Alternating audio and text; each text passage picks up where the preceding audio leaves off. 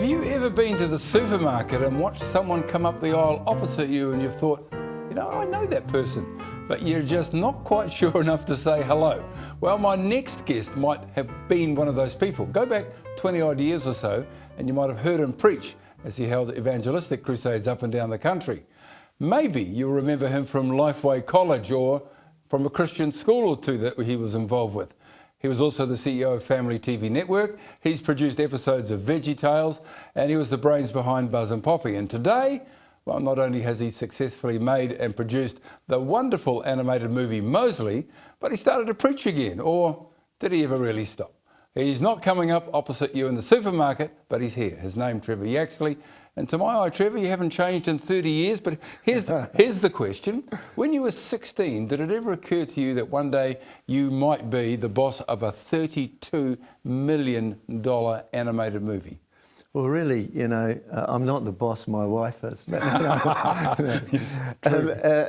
I was 16, no, I was totally a mess.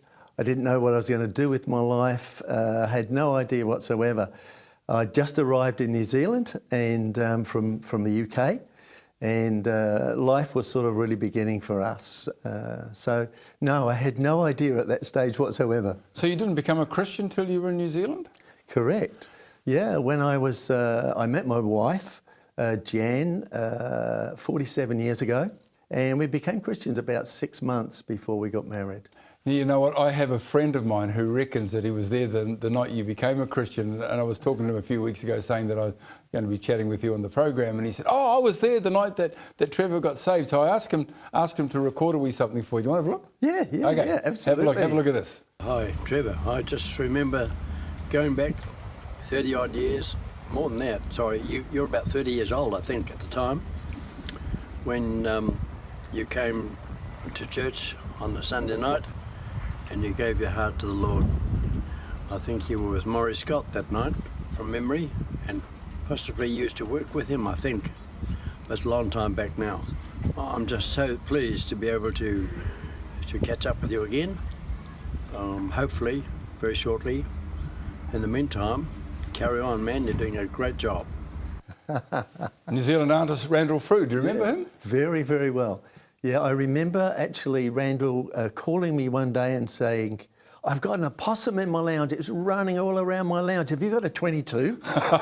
And I said, yeah, I have. And he said, can you come and shoot this opossum?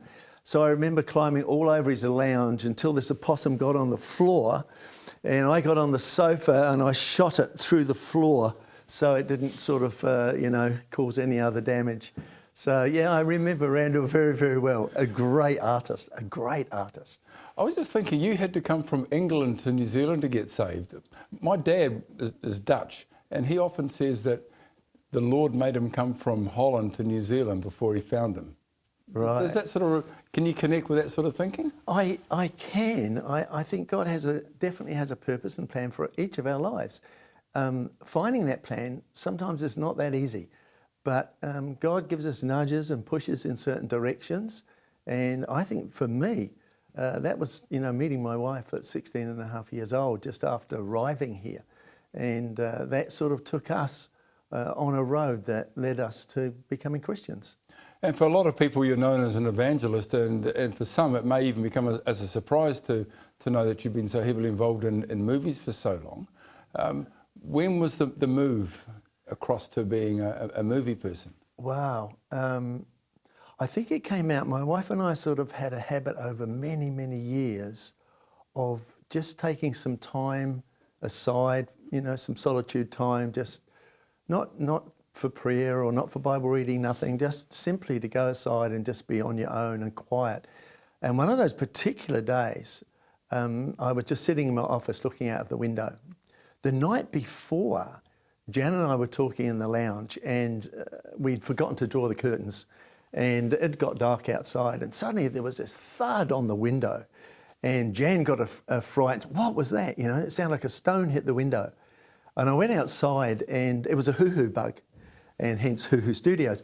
And this hoo-hoo bug had hit the window and it was sort of dazed and I picked it up and it was a big hoo-hoo bug. And I took it inside to show Jan and she was like, no, don't bring it close to me, And ladies and kids are quite often scared of bugs. But anyway, I took it back outside and blew on it a bit, and it started to flap its wings, and then I threw it up in the air and off it went.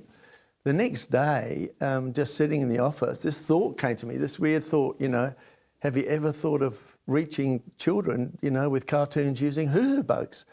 And I'm like, I answered myself and said, no, never, you know. Anyway, I started thinking about it. I got a bit of a picture in my mind of how it would work, and, you know, this little family of hoo-hoo bugs, and then there's bad bugs, and, you know, how it goes.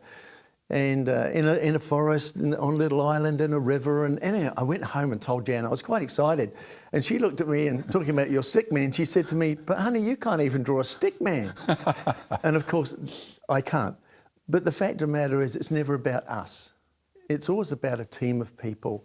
And, you know, I'm very flattered by you saying, yeah, I'm executive director, but when you look at this movie, it's a culmination of many, many people's talents coming together as a team. The writer, Kirby Atkins, and director, just amazing. The story that he has scripted and then now is in the finished movie is incredible.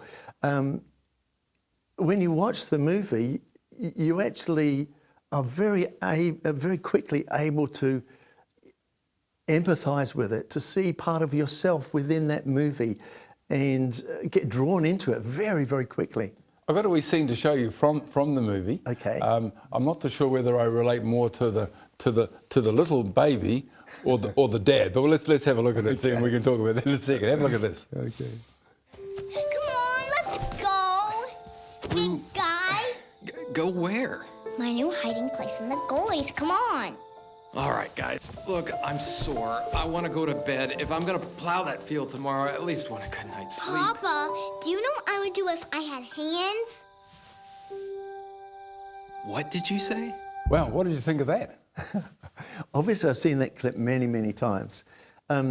Mosley is the type of character who just goes on day after day doing the same thing, but suddenly there's a change in their whole environment when Simon, the grumpy farmer that they're owned by, suddenly decides he's going to sell Roo, the little baby.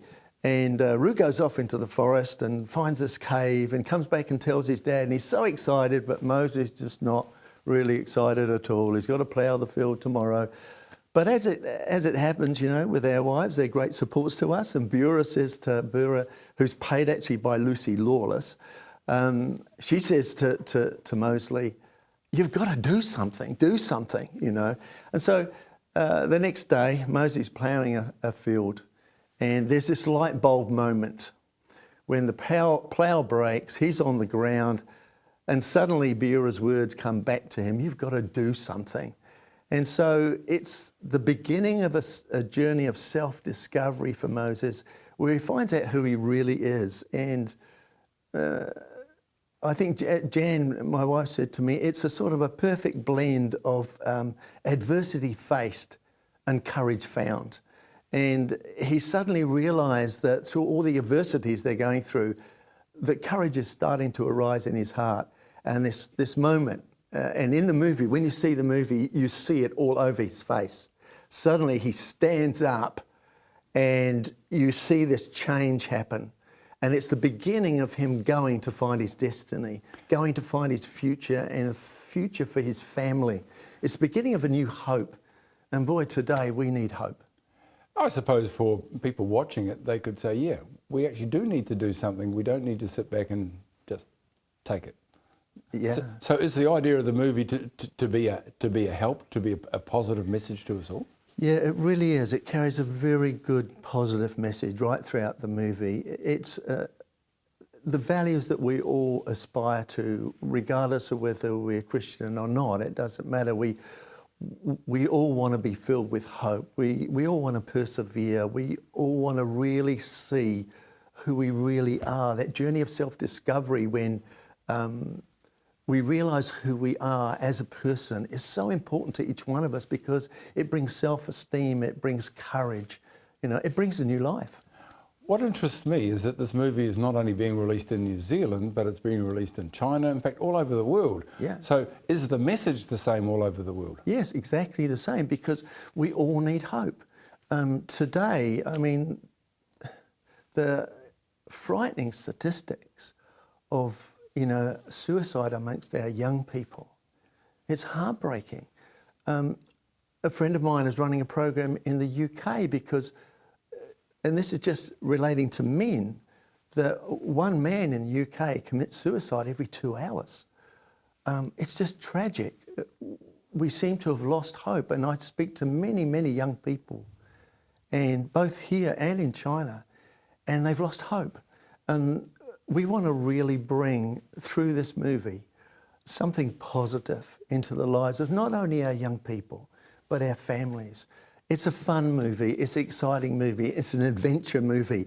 It has all these things, but underlying all this, we just want to bring a message of courage and of hope.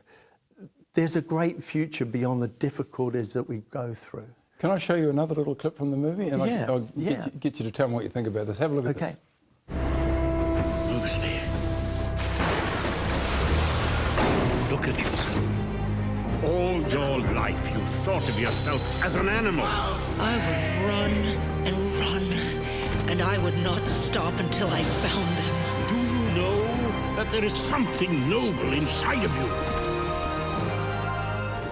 It's motivational, isn't it? You listen to that little piece and you go, yes, I can do something. I don't have to be stuck where I am. Yeah, it is motivational. It's where Mosley starts really on his journey, and that journey progresses. He is obviously chased by a bounty hunter, who is the guy with the arrow and bow and arrow there, which is Tim Morrison. And Tim Morrison plays an amazing part. He really does. He really is evil. He's a baddie. But out of that, Mosley realises that he is not going to give up. And you have to see the end of the movie. It really is incredible at the end of the movie when he challenges the bounty hunter. He's been running from the bounty hunter, and then suddenly he turns around and says, "If you want me, come get me," and it's sort of all on. And I think that's where we all come to in life at times. We go through so many things. I remember when we were first married, we'd just come back from our honeymoon, and Jan said to me, we're going to face a lot of things in our lives, but together we can do it. And I said, honey, we can, and we were sort of, eye to eye in that. And then she just looked in my eyes and said, but honey, I think there's one thing, just one thing that I wouldn't be able to cope with. And that's if we had a handicapped child. And 1 year later, we had a handicapped child. And so immediately at the beginning of our marriage, we had to face difficulties. We had to face heartaches. We had to face problems. And we had to find a way through those. Later on, our second child, and we were told we shouldn't have more children, but we really felt we should. And our second child was a fantastic young man. He was, in the rugby team, in the cricket team, great water skier, loved sport, and he was growing up well and just loved people, loved life, and then his life was cut short at 16. He was hit in a collision with another car, someone coming home from a 21st birthday party, and he was gone. And once again, we were in the place where many people find themselves in, where they have deep pain and deep sorrow, and they don't know how to get out of it. And a little later on, my daughter was almost killed in the same accident. Took 2 years to recover. 4 years later, I was hit by a person coming out of a pub, just down the road from the pub, and ended up 32 breaks through my body. Life isn't easy, but in those difficulties, we have to make a decision. And this movie, I hope, I pray, will bring hope to people, that they'll be able to make a positive decision in their times of difficulty, heartache and pain. And the decision we all have to make is, do we get bitter or do we get better? And Say it again. do we get bitter? Yep. Or do we get better? Yeah. It's a choice we all have to make, because I don't think anybody lives a charmed life. Everybody goes through difficulties and problems, but it's how we face those. It's how we come through those. Someone once said, this guy Ron Connolly once said, if you're going through hell, don't stop. Keep going. You know, keep going, because you will come out of the other side. And for us, life has had huge ups and huge downs, but through it all, both Jan and I and our family, we hope we've become better people. So was there a point in the midst of all that terrible stuff where you looked at God and said, why me? I don't think we ever asked the question, why me? We asked lots of questions. I remember one day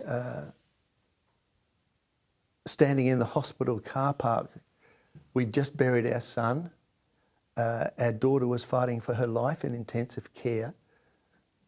There was a massive storm going on outside, and I walked out into the car park of the hospital, Auckland Hospital, and I was just standing there in the pouring rain, and with my arms like this, and I just said, God, I am hurting so much.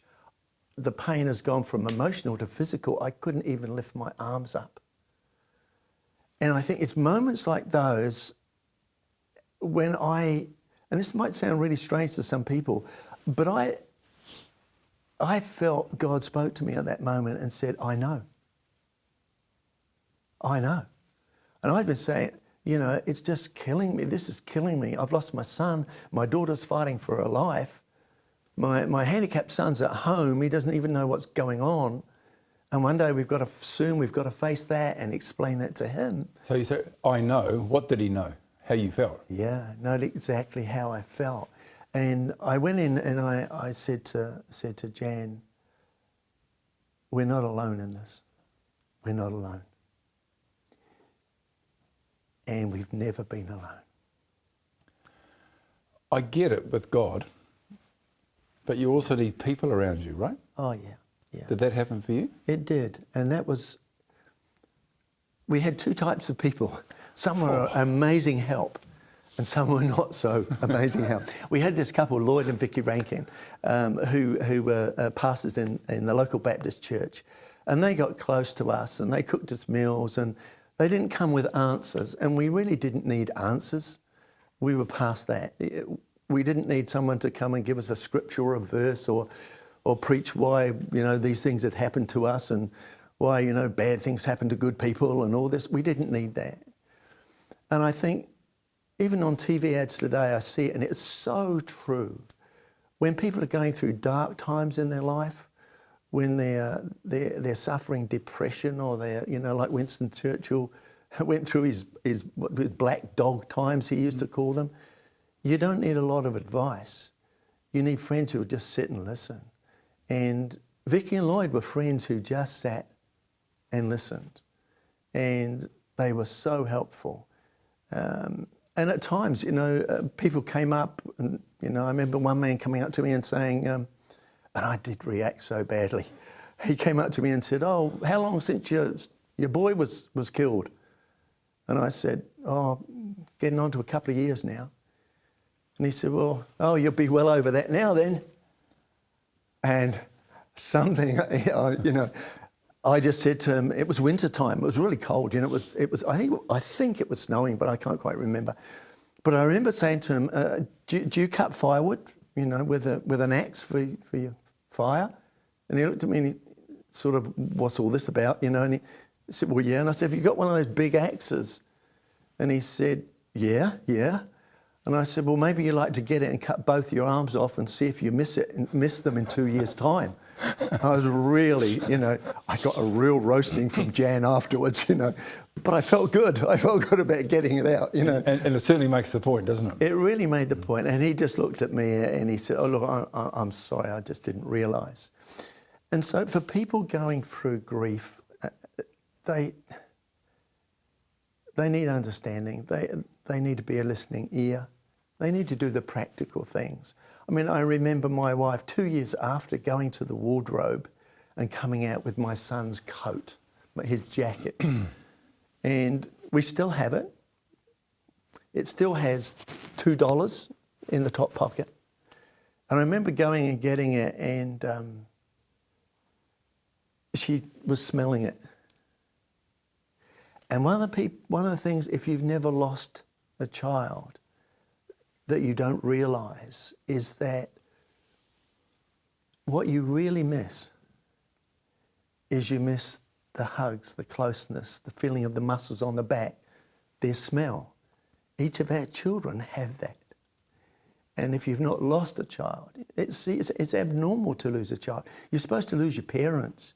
You're not supposed to lose your children. And there's many people watching this program now who have lost a child. Maybe Gary, like you, your only child stillborn. What heartache, what grief that brought. But there's many, many people like you and I who have lost children. And this movie, I pray, will bring them hope. That there is a future and there is a hope. Beyond the clouds, there is a silver lining. I'm not saying life will ever be easy. It won't be. That's the very nature of life. But the fact of the matter is that there is hope for the future.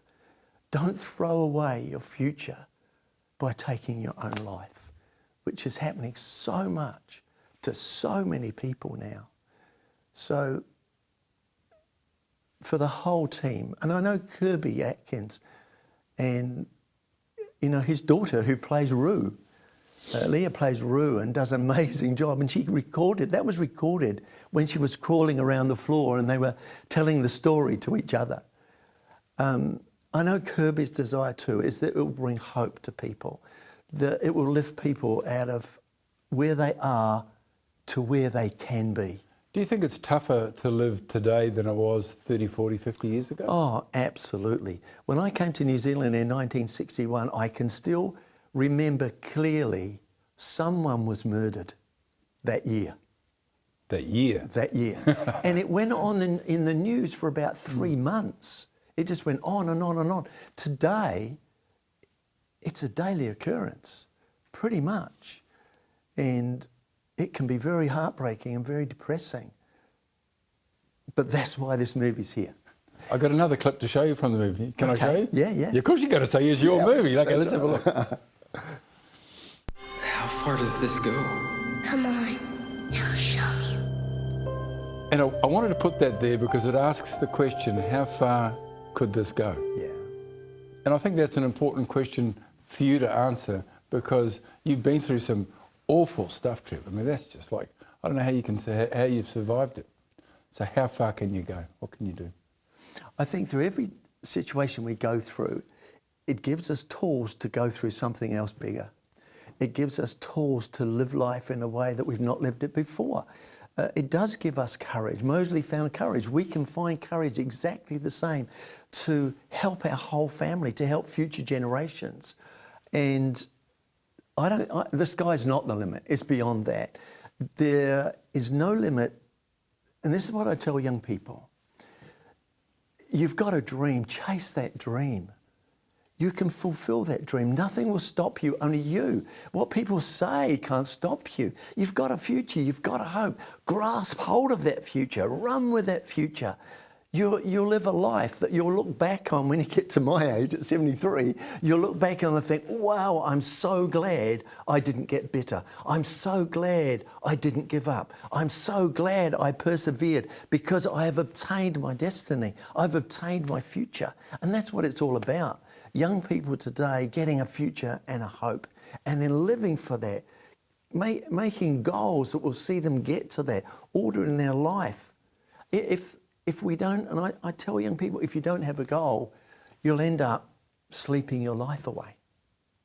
Yeah, what's the expression? If you aim at nothing, you'll hit it. Yeah. That's right. So is faith an important part of this? Faith is a really important part of my life. And I believe, and I obviously spend a lot of time in China. Our co-production partners in this movie were from China. The majority of this movie is funded by China investors and the China government. And you have to go to China to really understand it because all that you're told about China is not true. The people are incredible. The hospitality is amazing. Random acts of kindness by total strangers. You'll get more random acts of kindness as a foreigner by total strangers in a month.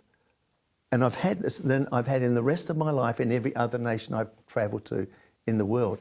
Our co-production partners, when we started this movie, we didn't know each other. Today, we're not just friends, we are actually family. They're an amazing group of people, an amazing company. China Film Company is possibly the largest media company in the world. And here we are, Hoogvliet Studios, a little tiny studio at the back end of a country that people don't really know where it is half the time, at a place called Snell's Beach that even people in New Zealand don't even know where Snell's Beach is. And here we are, you know, we're not even David's toenail, we are so small and they are so gigantic.